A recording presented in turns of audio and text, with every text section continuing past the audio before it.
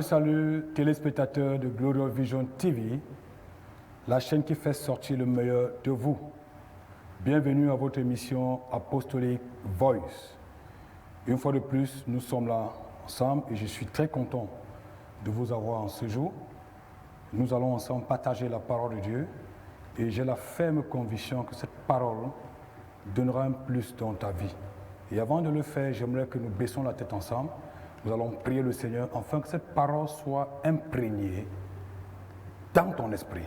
Prions ensemble.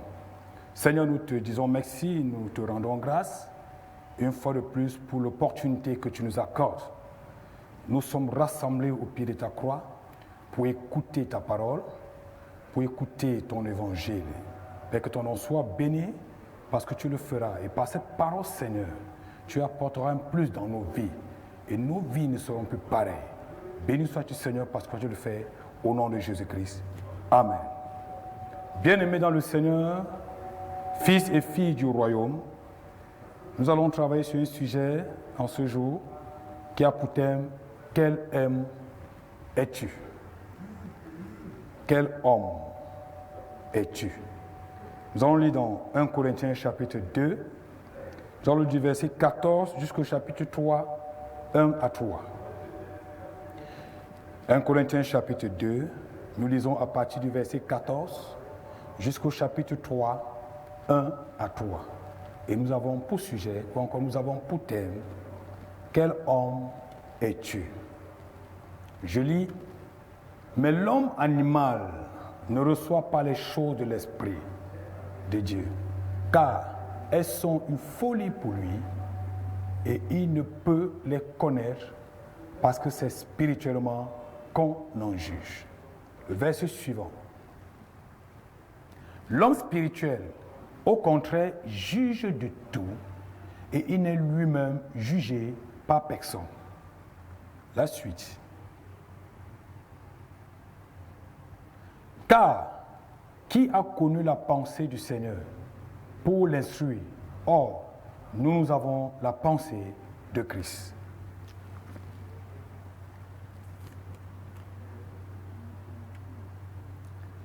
Pour moi, frère, ce n'est pas comme à des hommes spirituels que j'ai pu parler, mais comme à des hommes charnels, comme à des enfants en Christ.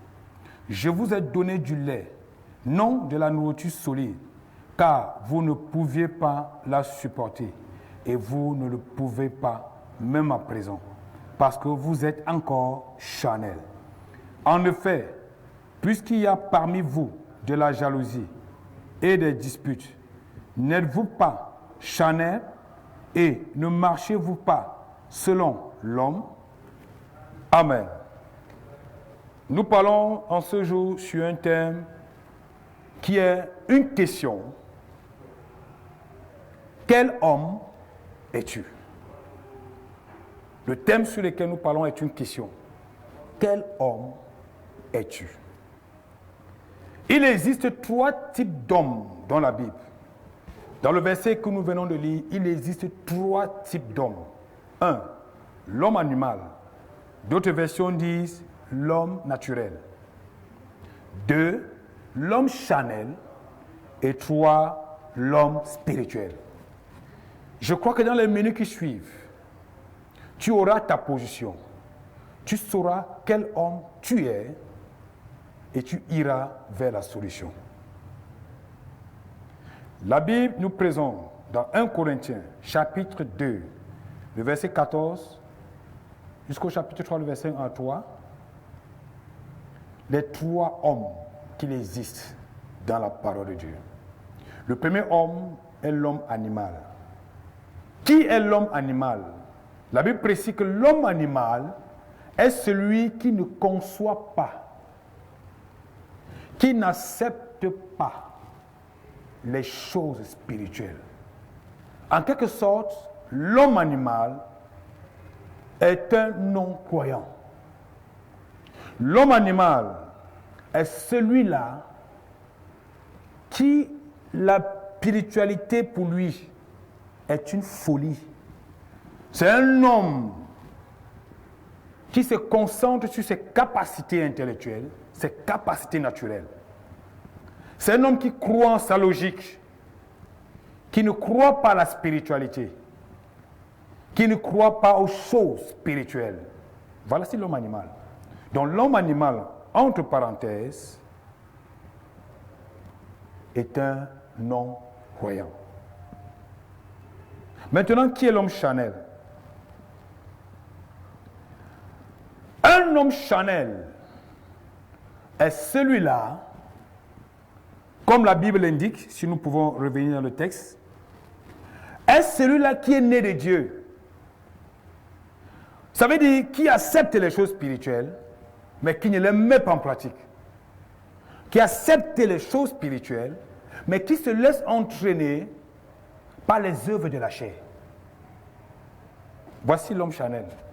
Donc l'homme charnel, c'est celui-là qui est né de Dieu, mais qui ne marche pas selon l'Esprit de Dieu, mais marche selon sa chair.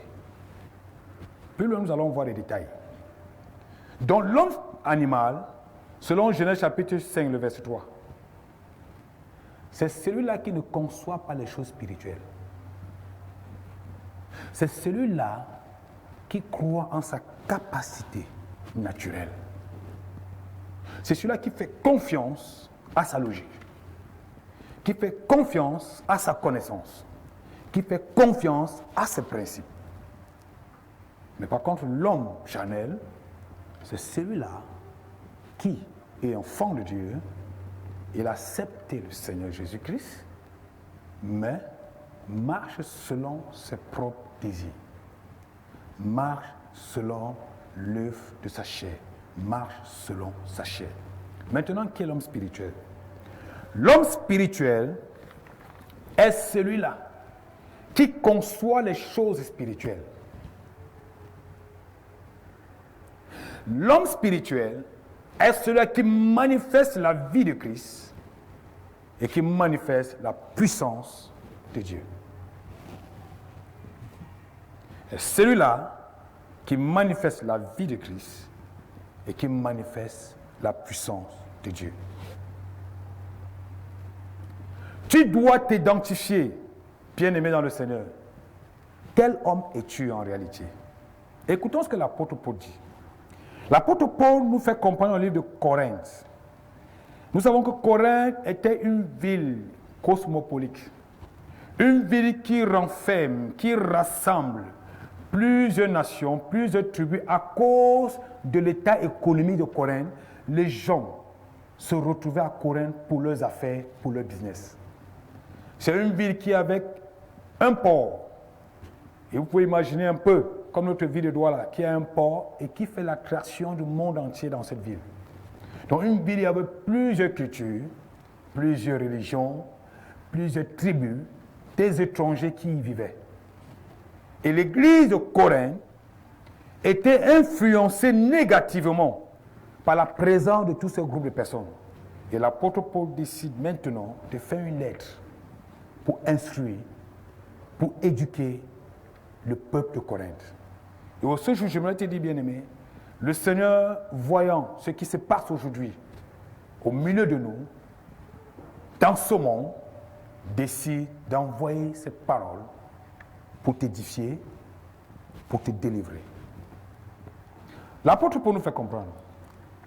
L'homme animal ou encore l'homme naturel n'accepte pas les choses de l'Esprit de Dieu, car elles sont la folie pour lui.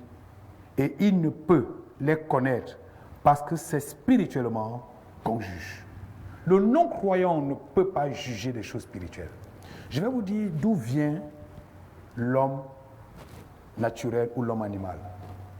Si nous sommes dans Genèse chapitre 5, le verset 3. Genèse chapitre 5, uniquement le verset 3, nous allons la lire. Nous allons voir la source, la racine de l'homme animal. La Bible dit, Adam, âgé de 130 ans, engendra un fils à sa ressemblance, selon son image, et il lui donna le nom de Seth. Revenons à la Bible. La Bible nous fait comprendre. Dieu, après avoir créé toutes choses, après avoir créé et la verdure, et les animaux, et les planètes, il a fait un merveilleux jardin. Et il a dit, maintenant il est temps que nous allons faire l'homme, nous allons façonner l'homme. Il dit, faisons l'homme à notre image et à notre ressemblance. Et si nous comprenons que Adam a été fait à l'image et à la ressemblance de Dieu lui-même. Voilà pourquoi Adam, avec cette grande capacité de nommer des espèces d'animaux sans toutefois faire des études. Adam n'a pas fait des études. En cette époque, Adam n'a pas fait des études. Mais parce qu'il était créé directement à l'image et à la ressemblance de Dieu, Adam a reçu l'essence de la divinité. Donc Adam a été créé à l'image de Dieu lui-même. Maintenant, la Bible nous fait comprendre, après l'échec d'Adam, le péché entré dans le monde, dont la nature d'Adam avait changé. Adam n'avait plus la même nature qu'au départ. Il n'avait plus la même essence qu'au départ. Adam était devenu un homme animal, permettez-moi de le dire. La Bible dit qu'après sa chute, Adam, à l'âge de 130 ans, a enfanté un fils à son image à lui, Adam, et non de Dieu, à sa ressemblance à lui. Voilà pourquoi nous parlons de la nature pécheresse. Nous disons, nous avons été conçus dans le péché. Nous portons la nature pécheresse d'Adam. Donc Adam, donnant cet enfant son image, sa ressemblance, transmet cette nature animale, cette nature pécheresse à Seth. Voilà la racine et l'origine de l'homme animal, de l'homme naturel. Seth et Adam, tous deux ont reçu l'image et la ressemblance différentes à cause de l'échec d'Adam. Comme je l'ai dit tout à l'heure, l'homme naturel ou encore l'homme animal tire sa racine de Adam. Celui-là ne conçoit pas les choses spirituelles. L'homme animal ne conçoit pas les choses spirituelles. L'homme animal compte sur sa faculté humaine. L'homme animal compte sur ses ressources humaines. Voici l'homme animal. Je ne sais pas qui tu es. L'homme charnel, écoutons l'homme charnel. Écoutons ce qui se passe avec l'homme charnel. Dieu, l'apôtre dit, pour moi frère, ce n'est pas comme à des hommes spirituels que j'ai pu parler, mais comme à des hommes charnels, comme à des enfants de Christ. Les hommes charnels sont des enfants de Christ. Je vous ai donné du lait et non de la nourriture. Voici l'homme charnel. L'homme charnel est appelé encore bébé spirituel. Parce qu'on ne donne que du lait et de la nourriture légère à un enfant. Dans le processus de la croissance humaine, les enfants qui naissent et qui on leur donne du lait, il y a des âges. On va vous dire à tel âge, donnez-lui tel lait numéro 1, tel lait numéro 2, tel lait numéro 3, tel lait numéro 4. Et les parents évitent de donner ce qui est dur, solide à l'enfant. Parce que cela ne va pas aider à la croissance de l'enfant. Donc le lait et des choses légères sont données aux enfants pour indiquer que l'homme charnel est un fils du royaume, mais il est encore bébé spirituel. Il est encore enfant spirituel. Voici l'homme charnel. Voilà pourquoi, parce qu'il est homme charnel, voilà ce qui va se manifester avec lui. L'apôtre Paul dit, en effet, puisqu'il y a parmi vous de la jalousie, des disputes, n'êtes-vous pas charnel, et ne marchez-vous pas selon l'homme. Voyez, voilà les caractéristiques d'un homme charnel. Aujourd'hui, dans le royaume de Dieu, nous avons beaucoup de divisions à l'église. Beaucoup de divisions dans le royaume de Dieu. Beaucoup de querelles, de jalousie, de conflits, de compétition, de convoitises. Pourquoi? Parce que plusieurs sont des hommes charnels. Plusieurs sont encore des bébés spirituels. Et ici ne dépend pas du don que tu as reçu. Ça ne dépend pas de l'âge que tu as dans la foi. Ça ne dépend pas du temps que tu as cru. Autrement dit, nous avons encore des hommes charnels.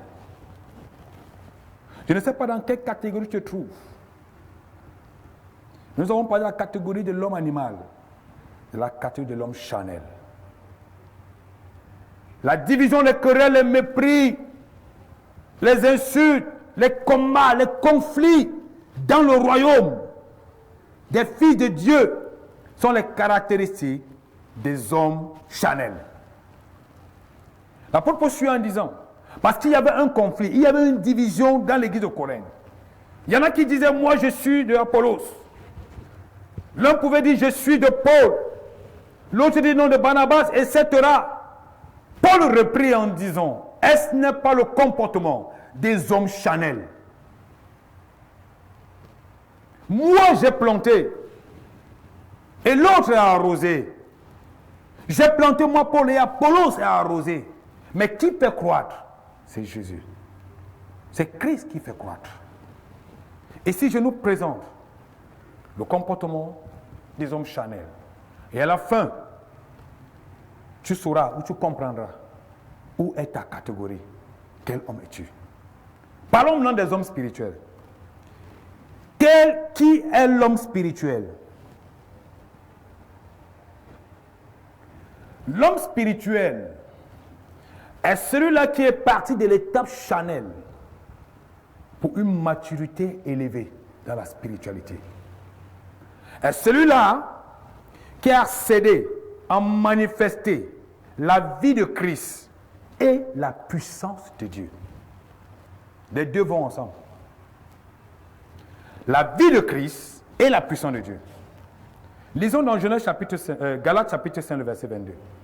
Galates chapitre 5, le verset 22, nous présente la manifestation de la vie de Christ. Un homme spirituel est celui qui part de l'étape charnelle pour l'étape spirituelle. Autrement dit, nous appelons cela la maturité chrétienne. Galates chapitre 5, le verset 22. Mais le fruit de l'esprit, moi qui ai accepté le Seigneur Jésus-Christ, dans Jean chapitre 1, verset 12 à 13, je suis homme charnel. Maintenant, je quitte l'état charnel. L'Esprit de Dieu qui est en moi a des fruits qu'il doit porter, comme nous sommes en train de vous la lire. Mais le fruit de l'Esprit, c'est l'amour, la joie, la paix, la patience, la bonté, la bénignité, la fidélité, la douceur et la tempérance. Voici un seul fruit qui consiste en 9 autres caractéristiques. Et ceci est la manifestation de la vie de Jésus-Christ. Toi qui as accepté le Seigneur Jésus-Christ. La Bible dit dans le livre de Jean chapitre 1, le verset 12 et 13. J'aimerais que nous voyons cette transition. Jean chapitre 1, le verset 12 à 13. Il dit, mais à tous ceux qui l'ont reçu, à tous ceux qui l'ont accepté, elle a donné la parole de devenir enfants de Dieu, lesquels sont nés ni du sang, ni de la chair, ni de la volonté de Dieu, mais né de l'Esprit. Oui, mais né de l'Esprit. Quiconque croit au Seigneur Jésus et quitte de l'étape animale pour s'introduire à l'étape charnelle. Et dans cette étape charnelle, l'Esprit de Dieu est en lui. Le Saint-Esprit vit en lui. Et si le Saint-Esprit vit en lui, voici les fruits qui doivent, ou bien voici le fruit qui doit se manifester. Ce fruit-là, c'est la manifestation de la vie de Jésus. Suivons bien l'étape. Celui qui accepte le Seigneur Jésus-Christ part de l'étape animale pour l'étape charnelle. Parce que dans cette étape, il vient à Christ avec toute sa mauvaise mentalité. Il vient à Christ avec toute sa brutalité. Voilà pourquoi quelqu'un qui a cru au Seigneur, ce n'est pas le même jour qu'il abandonne le péché. Oui, ce n'est pas le même jour. Parfois, ça va le temps qu'il commence à abandonner beaucoup d'autres choses. Et pendant cette période-là, il est dans la période charnelle. Il est dans la période charnelle. Et il a appelé et a grandi pour l'étape spirituelle. Parce que l'Esprit de Dieu qui vit en lui doit produire un fruit qui a 9 caractéristiques qui consistent à la vie de Jésus.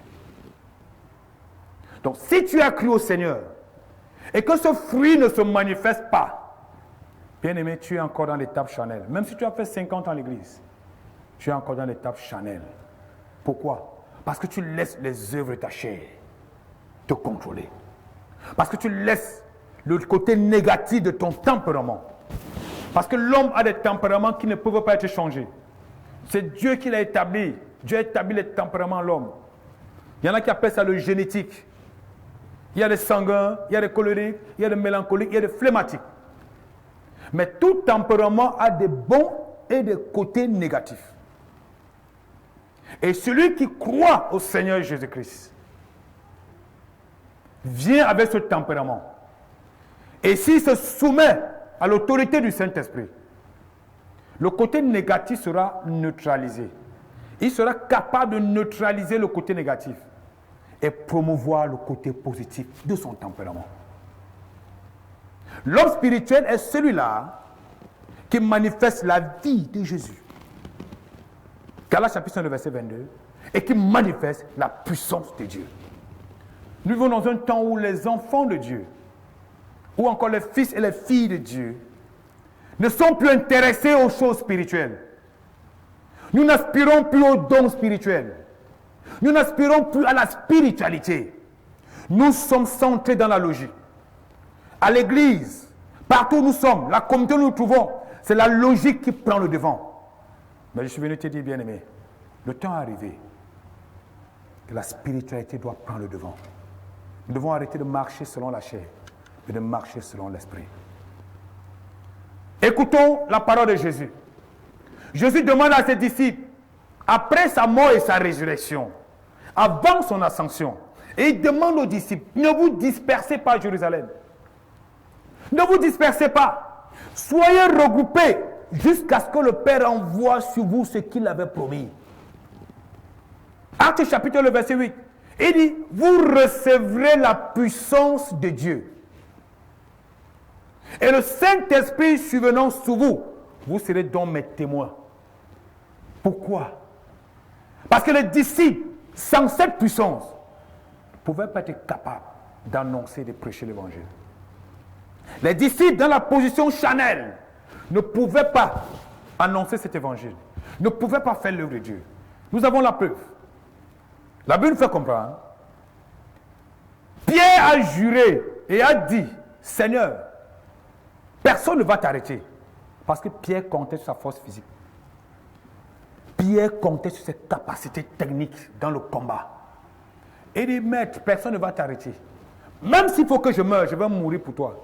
Jésus lui a dit, ne te dérange pas. Avant que le coq, je dis, ne te dérange pas. Avant que le coq le chante, tu m'auras régné 3 fois. Et la Bible nous fait comprendre, quand Jésus fut arrêté, Pierre a régné Jésus 3 fois. Devant une petite fille qui a indexé Pierre en disant, oh, celui-ci était avec Jésus. Pierre a dit, je n'ai jamais entendu, je n'ai jamais vu cet homme appelé Jésus. Après, les femmes l'ont arrêté, les soldats l'ont attrapé. Pierre a nié. Il a régné Christ en disant, je ne connais pas cet homme. Mais la Bible fait comprendre, quand le coq a chanté, Pierre se rappelait de ce que Jésus lui avait dit. Et il s'est mis à pleurer. Pourquoi cela est arrivé? Parce que Pierre était encore dans l'étape charnelle. Pierre était charnel. Quand tu es dans cette étape, tu n'as pas de courage. Tu ne peux pas te lever pour Christ. Tu ne peux pas te lever pour l'évangile. Tu ne peux pas te sacrifier. Mais ce qui va se manifester dans les querelles, les disputes, qui va être chef parmi nous, qui va prendre la place de Jésus, voici ce qui va se manifester. Mais la Bible me fait comprendre, après la montée de Christ, parce qu'ils ont obéi à la voix de Dieu, ils sont restés à la chambre haute. Acte chapitre 2. C'est-à-dire que la puissance de Dieu s'est manifestée. Le Saint-Esprit est descendu sur eux. Ce jour que nous appelons la Pentecôte aujourd'hui, le Saint-Esprit s'est manifesté sur eux. Et ils se sont mis à parler en d'autres langues. Ils se sont mis à parler des langues de feu. Après cela, Pierre, qui a tremblé devant une petite fille, Pierre, qui a pris peur devant une petite fille, s'est tenu à prêcher l'évangile. Et 3000 personnes ont cru. Le même Pierre, hier qui était encore charnel, et ne pouvait pas résister à toute forme de confrontation, le même Pierre s'est levé. Les mêmes disciples se sont levés. Et se sont dressés pour prêcher l'évangile. Ils ont fait face à la persécution. Ils ont fait face à des meurtres. Ils ont fait face à des lapidations. Ils n'avaient pas peur d'être lapidés pour l'évangile de Christ. Voici la manifestation de la puissance de Dieu. Et la Bible dit quoi? 1 Corinthiens chapitre 12. Les dons sont donnés à l'Église. Le Saint-Esprit se manifestant en nous, nous donne des différents dons. Mais nous vivons un temps où les fils et les filles de Dieu ne sont pas intéressés à la manifestation de la puissance de Dieu. Ne sont pas intéressés à la manifestation des dons de Dieu. Aujourd'hui, le corps de Christ, aujourd'hui, le royaume de Dieu traverse certaines souffrances à cause du manque de dons au milieu du peuple. Parce que nous ne sommes plus intéressés. Nous sommes attirés par d'autres choses. Mais je suis venu nous dire, nous devons être des hommes spirituels. Nous devons manifester la vie et la puissance de Dieu. 1 Corinthiens 12 nous cite les 9 dons. Les 9 dons de Dieu. La parole de connaissance, la parole de sagesse, le don de foi, discernement des esprits, guérison, miracle, prophétie, interprétation de langue et le don de miracle. Voici les dons qui sont à la disposition des hommes qui veulent être spirituels. Et je crois, et je suis venu te motiver, qu'après notre entretien, va et prie, va et cherche, va et manifeste la vie et la puissance de Dieu. Nous avons besoin de cette puissance pour faire face au challenge. Nous avons besoin de cette puissance pour renverser les forteresses dans ce monde. Nous avons besoin de cette puissance pour que la gloire de Dieu soit révélée. Et cette puissance, rapidement, je vais les diviser en 3 groupes. 3 essences, qui est l'essence de la divinité. La première essence, c'est l'omniprésence. La deuxième essence, c'est l'omnipotent. Et la troisième essence, c'est l'omniscient. Ces dons sont divisés en toi. Et je prie, à cause du temps que nous impartis, je prie que tu aspires aux dons spirituels. Toi qui me regardes attentivement, toi qui me regardes et qui m'écoutes attentivement, désire les dons spirituels. Reçois ces dons spirituels. Je prie dans ta vie et je prie pour toi que tu quittes l'étape charnelle pour l'étape spirituelle. Je prie qu'à partir de ce moment dont tu écoutes ce message, que la puissance de Dieu se manifeste dans ta vie, que les dons de Dieu se manifestent. Est-ce la parole de connaissance? Tu en as besoin. Est-ce la parole de sagesse? Tu en as besoin. Est-ce le don de miracle, le don de foi, le don de prophétie, de langue et d'interprétation de langue, le don de guérison? Tu en as besoin pour que le monde soit transformé. Tu en as besoin que le monde soit transformé. Je prie pour toi en ce moment. Je prie pour toi en ce moment. Toi qui me regardes attentivement, lève tes mains. Lève tes mains. Seigneur, je prie pour tes enfants.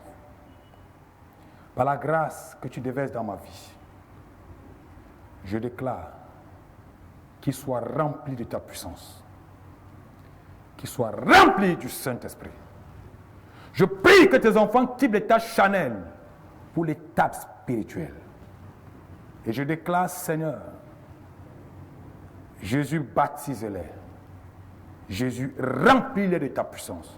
Comme tu l'as fait avec tes disciples. Aujourd'hui, ils prennent la relève. Aujourd'hui, ils prennent la relève pour annoncer et prêcher ta parole. Je prie que ta puissance se déverse sur eux. Je prie que ta grâce les accompagne. Au nom de Jésus-Christ. Amen. Amen.